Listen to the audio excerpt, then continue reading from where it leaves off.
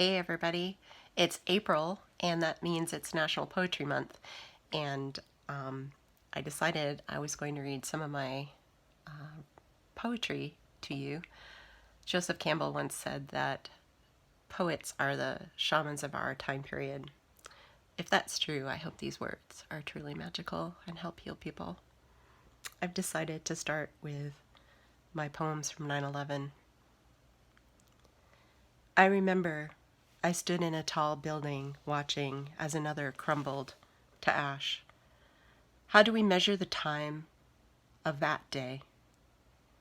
The where we were minutes of before, during, and after.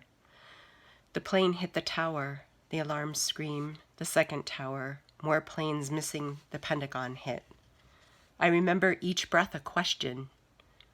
What, when, how, and the ever-present why. I remember that morning the announcement to evacuate the 14th floor as Boston shut down in shock. Each step down the long staircase a question. Are we next? Step. How much time is left? Step. How many lives? Step. The eerie silence of Boston stuck in gridlocked shock. Buses full of strangers leaning in to listen. One radio saying, started in Boston, another plane is missing. How do we measure the souvenirs? The scars, pictures, wars, memories, dust. And like the orphans whose parents left like every other day after breakfast, out the door to catch the subway, taxi, or airplane to work. Did we remember to say goodbye? I remember the faces of 9/11. How could I not? And then I wrote another one 10 years after. September 10th, 2001, remembered. Written on Saturday, September 10th, 2011 at 10 a.m.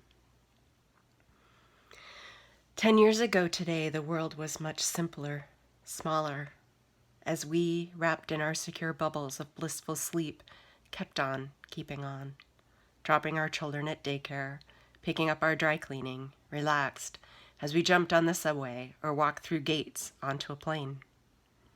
Without body scans and shoeless footsteps. We listened to stories of Pearl Harbor, Korea, Vietnam, as far off distant events removed from our everydays. War was something that happened elsewhere, in other countries, to other people. We awoke the next day. We lost our innocence to fear and terrorism. Stories of that day, like ripples in a pond, far-reaching and heartfelt, pull at us deeply, remind us to live each day to its fullest, always. Our country tilted on its axis, pushed into chaos. Many chose fear and got stuck there. I chose a life of love. I will not live my life in fear. I chose to open my heart to the highest heights of life, not just to honor those who we lost, who lost that choice on 9/11, but perhaps if we all open our hearts, then the balance will shift away from fear and terror and bring us back into the light with greater respect and an awareness that we can overcome all wounds, even those that leave gaping holes. May we all overcome.